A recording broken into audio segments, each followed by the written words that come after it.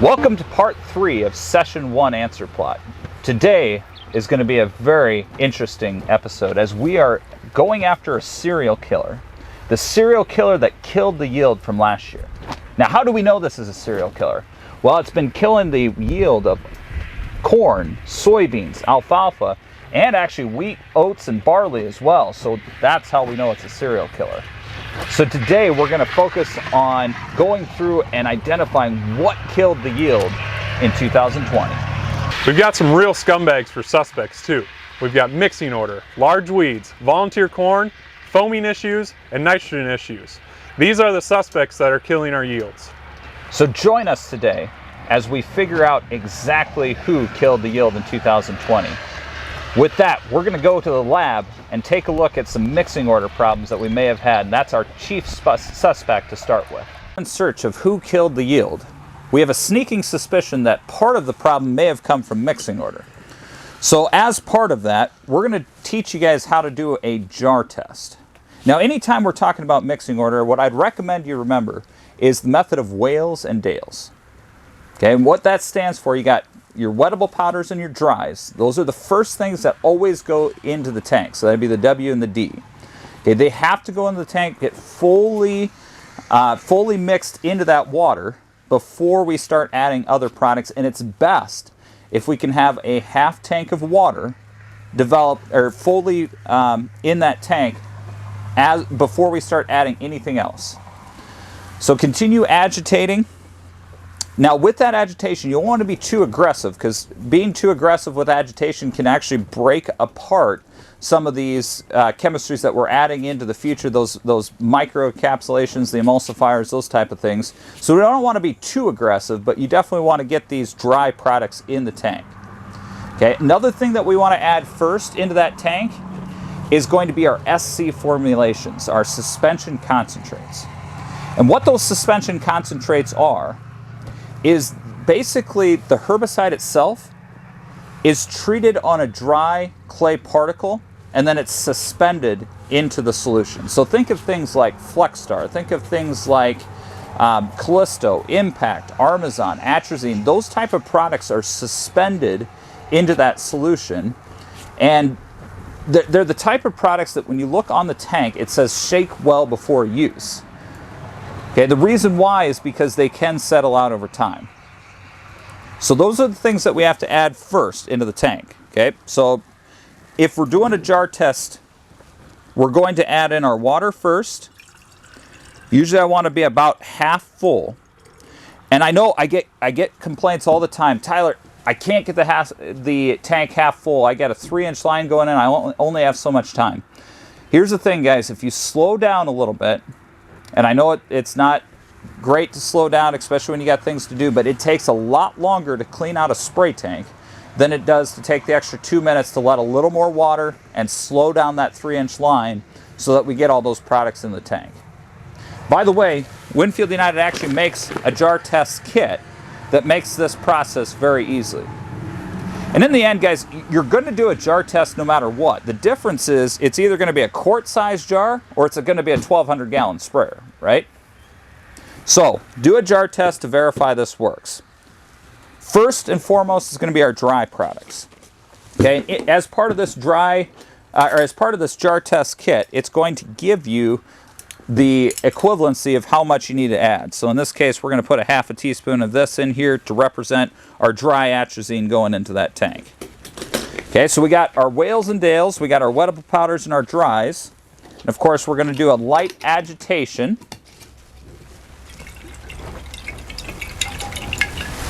And get that agitated.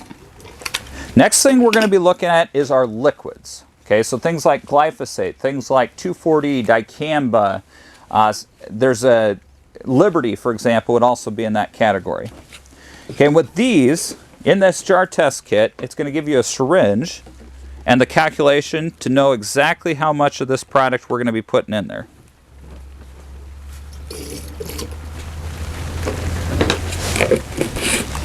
Okay, so we got our liquids in there.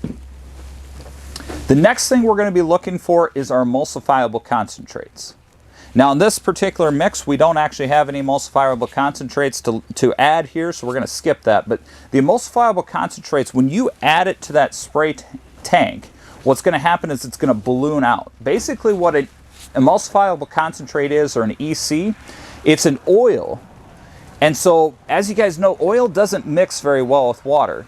So what they do is they add in an emulsifier to try to get that to spread out in that water. And that's why when you dump that emulsifiable concentrate into the tank, what'll happen is it'll balloon out, you'll get this white appearance as it starts to mix throughout that water. Okay, so that's going to be the next thing. And the key is you don't want that too close to anything else, especially those dry products that we initially added. We don't want that in very close to that tank mix because that emulsifiable concentrate can grab onto this. So we want to be very cautious there. Never mix raw products together in an inductor cone. Always have water in between them. Okay, the final things that we're going to be adding is any of our liquid or our surfactants or oils or anything like that. Okay, and you always want to use a different syringe because again, you don't want to mix raw product together. Okay, so grab another syringe here. We're going to be putting in our surfactant in this case. Surfactants, oils, and the last thing that goes into the tank is your drift control agents. Okay, now that was a pretty simplified mixing order here. What we're going to do is we're going to let this sit for 24 hours to verify that it does stay in solution. Now if it falls out a little bit and you can mix it back up, that's not going to be a huge issue, especially with those SC formulations. They do tend to fall out a little bit. But overall, guys, we're looking for compatibility here. Another thing that's in this mix, or in this jar test kit, is this little fine filament here. This is a 50 mesh screen. What you'll want to do is verify that it goes through this 50 mesh screen by just pouring it through and making sure that you don't get any kind of particulates or anything else hanging up on that screen there. So it looks like this one would be okay. Now when you start looking at more complicated mixes, that's when it becomes more of an issue with mixing order and making sure you have enough water in between. Take a look at this one. This is a mixing order with Extendamax or Ingenia. You'll notice we want our water conditioners in first, then we want like our VRAs, some of those things in the tank. Guys, mixing order is going to be absolutely critical because you got a lot of things to add in that tank. So make sure to go through and verify that you have this mixing order correct. This sheet will be down in the comment section of the video here. Okay, I also have one up here on Enlist, for example. Enlist is a little more forgiving because you're not adding as many things, but here's your overall mixing order to put Enlist in the tank there. Okay. For any other questions, just make sure to contact your local Winfield United DSM. So, really, as I start looking at this tank mixing, I'm not truly convinced, Andy, that this is the culprit that's contributing to our yield. It might have been a contributing factor, but I don't think we found our true killer in this case. Thanks, Tyler. We can really see how mixing order can kill our yield because of how it affects our herbicide performance. Yeah, I'm still not convinced that that's our true killer though. Me either. You know, up next, I think we should take a closer look at what the herbicide is actually killing. So let's go and do some interviews looking at, is the true culprit just large weeds in the field? I believe we even have a special investigator in this one. Moving on to our next suspect, large weeds. Now ideally, and in most cases, we don't want to get to large weeds. And so how do we keep from getting to large weeds? We go into some different management practices, and specifically in soybeans, what we can look at is the different traits in soybeans. And so what are the different traits in soybeans? The first trait that we're going to talk about is Liberty Link. So what sort of things can we spray over the top? Glufosinate is what we can spray over the top on Liberty Link soybeans. Moving on to Liberty LGT27 soybeans, we can spray Liberty, glufosinate, and glyphosate over the top. Moving on to Roundup Ready 2s, that's a glyphosate only that we can spray over the top. So using this handy chart that you see, we can use that to go through as we go through there. So the next one we're going to talk about is Roundup Ready to Extend. And so when we get to Extend, there are two different things that we can spray over the top. We could spray glyphosate and we could spray Dicamba. Moving on, we go to Enlist. So E3, so it's a triple stack. So what we can spray over the top is Enlist, the 2,4-D choline technology, along with glufosinate, glyphosate. Moving on to Roundup Ready to Extend Flex. We're adding going from Extend to Extend Flex. We can spray over the top glyphosate, glufosinate, along with Dicamba. And so as we take a look at this, those are the key things that we need to do to keep them from killing the yield in our soybeans. Now we're going to bring in our special investigator, Dustin Thomas, and he's going to talk to us about some of the trials that we have going on here in the local Answerplot. So yeah, Andy, as we launched this special investigation, we had to set up a separate trial to do more research into the suspect to see what was killing our yield. What we ended up setting up was a soybean trial with all the different trait platforms that are available in soybean production for 2020, 2021, and moving forward, and then we applied the chemistry on those products. So as you look at the chart here that's available on the screen, you see from the top of your screen to the bottom the different soybeans and the traits of all the different platforms that are available, and then from left to right you see the chemistry options that were sprayed, and you can see what influenced the yield and what killed the soybeans there. Boy, those big weeds are looking like our main suspect here, but there could be others. Yeah, the next suspect we're going to talk about, I think, could be a big player in our cereal killing for yield this year. So we're going to be talking about volunteer corn next. Man, this investigation's really starting to heat up. The next culprit we're going to look at is volunteer corn. Now, volunteer corn can contribute quite a bit to our yield loss, and in fact, if you look at studies, if you have more than about 5,000 volunteer corn plants per acre, you can lose up to 20% of your yield in soybeans if you don't take care of that problem. And with our derecho-affected corn in the previous year, we are getting quite a bit of volunteer corn to germinate this year. Actually, this is a picture I took just last night when I was out on my bike ride. I just stopped by a random field and it's just covered in volunteer corn. So volunteer corn could definitely be the culprit of where we're seeing our yield loss. Now this year, in some of those derecho affected areas, we might have to make multiple applications. If you're only putting out a volunteer corn control like Select Section Fusilade, we can use something like an MSO, a methylated seed oil like Destiny or Strike Lock, to help us control that volunteer corn. And you definitely want to have an oil in the tank with these volunteer corn herbicides. Okay, so if it's the only thing in the tank, we can go with an MSO. If you're mixing it in with, let's say, Extendamax, Enlist, anything that has an oil in it, like S-metallochlor, so the duals, the Charger Basics, Outlook, those type of things, then I would recommend going to a crop oil concentrate like Superb.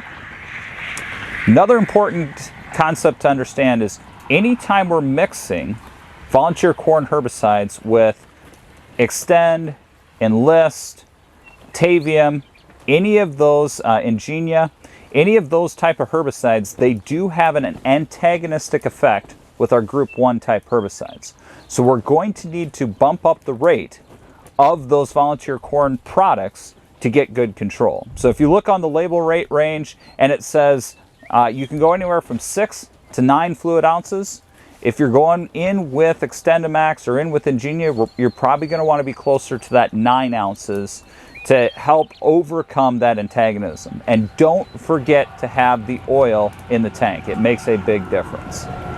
Overall, I don't know if this was the true contributing factor to what killed our yield in 2020, but it might be a very big factor in 2021. So being that volunteer corn is probably not our contributing factor, let's go back to the lab. I have a sneaking suspicion that foaming might have contributed to our yield loss in the previous year. As we continue to investigate who killed the yield, we have another suspect on the line, foaming issues that we had back in 2020. And so we're going to talk a little bit about how to prevent foaming issues to hopefully identify who actually killed that yield. Okay, now if you start to see foam start to develop, so for example, right here, looks like Andy's already had some of this.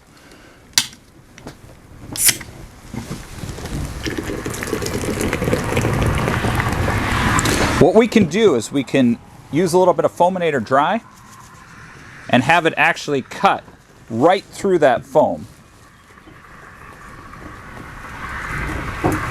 Okay, so that's great. Once the foam forms, this is great to get rid of that foam so you can continue to fill that spray tank and hopefully not have more of those foaming issues.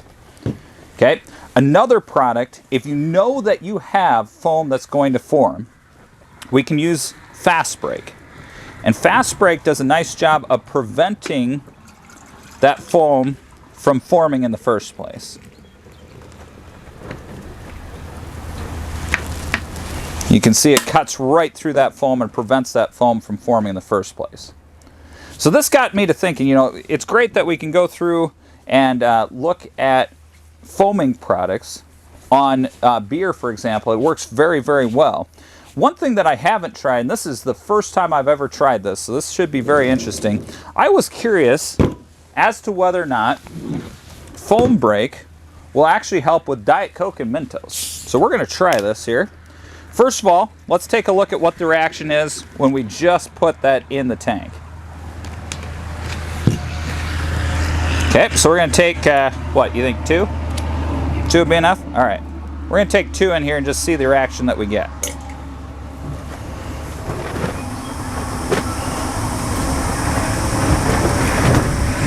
So as you can see, you get some foam definitely forming there.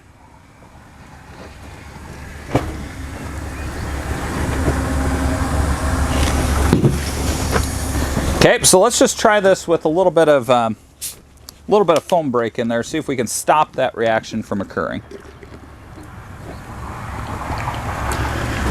Oh.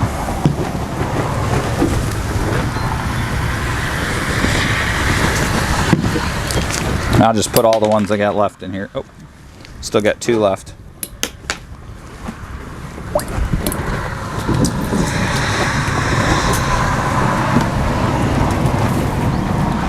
It actually does a really good job of completely preventing that foam from forming. So although foam was a good suspect, I'm not sure if that was truly the cause of what killed our yield this year. How would you like to change the discussion at the farm gate away from price and focus on agronomic choices and maximizing the farmer's return on investment? Impact RX is a service that can help you do just that. Impact RX is an assurance program that helps mitigate the risk of pushing for overall higher yield potential by supplying a warranty to cover part of the costs of the extra inputs required for obtaining those higher yields. The program is based on an average production history, or APH, and is set at different yield goal levels. The warranty will cover at the 95, 100, or even 105% of the grower's APH for corn. And if that is not met, the warranty is paid out to cover the extra input costs. The program focuses on the systems approach developed from over 20 plus years of Answerplot data. In 2020, the systems were put to a test in the Answerplots as compared to the grower's standard management practices. Each level had additional inputs designed to increase yield. In corn, the 95% APH level yielded 7.7 bushels better than the grower's standard practices. The 100% APH level yielded 13.5 bushels better, and the 105% APH level yielded 17.7 bushels better than the grower's standard practices. But wait, there's more.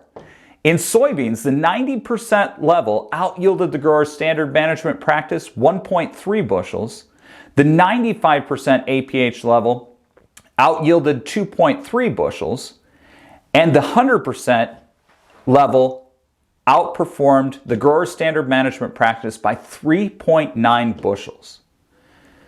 The Impact RX program is designed to help the growers increase yield potential without dramatically increasing risk associated with extra input costs. For more information, talk to your local Winfield United District Sales Manager. Now back to your regular scheduled programming. Welcome back from the commercial break. We're really starting to narrow in on who killed the yield in 2020. In our next segment, we're going to investigate whether or not nitrogen management could have been the culprit. And the reason I think nitrogen management can be the culprit is because it is very challenging to get the right amount of nitrogen on the crop. A lot of it depends on the temperature, a lot of it depends on the moisture that you have and where that nitrogen is in the soil profile. I think what becomes most important is when does the plant utilize nitrogen? 75% of the nitrogen that is utilized by a corn crop is taken up before tassel, and almost 80% of that is taken up from about V12 all the way to tassel. So that grand growth stage is absolutely critical for identifying how much nitrogen you actually need in that growing season. Okay, another thing, we can't ignore things like sulfur or potassium when you start looking at nitrogen management. If we start ignoring those, they're very, very closely related, and so we can't get very good nitrogen use efficiency if we don't have enough sulfur or potassium to utilize that nitrogen. Now, getting the right amount of nitrogen is very challenging, and there are tools that can help us with this. So we brought in another special investigator, Chris, to talk about how do we identify how much nitrogen we need for a corn crop in a particular year. Thank you, Tyler. So, as we go into the 2021 growing season here and talk about nitrogen management, this is an opportunity we could use the field forecasting tool. So with that, it takes a handful of different things. So historical data, it takes your inputs that you've already done this year and last fall, along with extended forecasting models to look at, where do we think this season's going to go, where do we think we're going to need the nitrogen and how much. So as you see with this chart here, this is kind of what the FFT tool looks like. What you're seeing there is the model, what it's predicting for this year. As we kind of dig into that a little deeper, start to put those inputs, you can kind of really start to dial that in, and then that's when you can use something like the multi-scenario tool. So what that is it gives you the ability to put in, what application do you want to make, at what timing, and at, which days you want to look at that. And then from there, you can then get an extended forecast of, what day does it think is going to be the best day to apply that nitrogen, along with how much. If you're more interested in the field forecasting tool, talk to any of the DSMs here with Winfield, or reach out to Tyler. But I think that's a great way to talk about nitrogen. Yeah, really, it just narrows in what we expect to see for how much nitrogen that crop truly needs and where is it at. And especially this year where it's been fairly dry and then all of a sudden we're really wet. Where the heck is my nitrogen? Did I convert it? Did I not? This tool helps you identify how much nitrogen and helps us prevent then that yield killer later on in the season. We've determined based on our extensive investigation that large weeds were the main culprit for killing our yield in 2020. So in order to prevent that from occurring in 2021, Andy and I are taking justice into our own hands, and we're going to execute this weed. So go ahead. All right. So even though that's the main suspect, make sure you keep your eyes out for the other suspects for 2021. Mixing order, foaming, large weeds, volunteer corn, and nitrogen management. And even though we executed the large weeds, it could still be an issue in 2021. So make sure you're staying vigilant and keeping an eye out for any yield robbing effects in 2021. Like a Ron Burgundy, whatever you put on the teleprompter, I'm going to read. All right. Ready? Yeah, I just gotta stop shaking. I'm so nervous. You better be. All right. Serial killer space, or god damn it. I know what I want to say, I just can't get there. Yep. Serial killer case that we're working on today. We've got some real scumbags for suspects too. We've got things such as mixing order, Mr. Large Weeds, volunteer corn, farming issues, and nitrogen issues that we're going to walk through and interrogate every single one of them and get to the bottom of the serial killing of the yield. Farming issues? Maybe. You can edit that. Okay. What I thought would be kind of a cool challenge is to see whether or not this fast break product, I'm going to start over, just go ahead. So we know that we can stop foam with fast break. So what I thought would be neat is if we try and see if we can stop the somewhat explosive reaction of Mentos with Diet Coke. So first of all, let's just take a look at what this does. I'm going to pop a couple of these in here. We're going to see the kind of reaction we get without any kind of a fast break type product or any kind of defoamer. So we're just going to pop these in the top.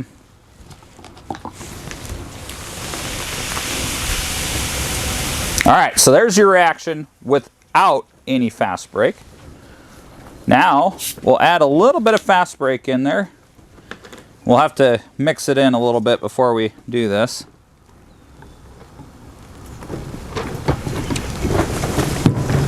Okay.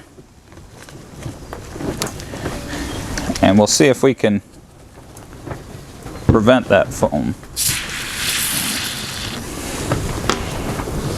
All right. Had a little bit of buildup from me shaking it, obviously.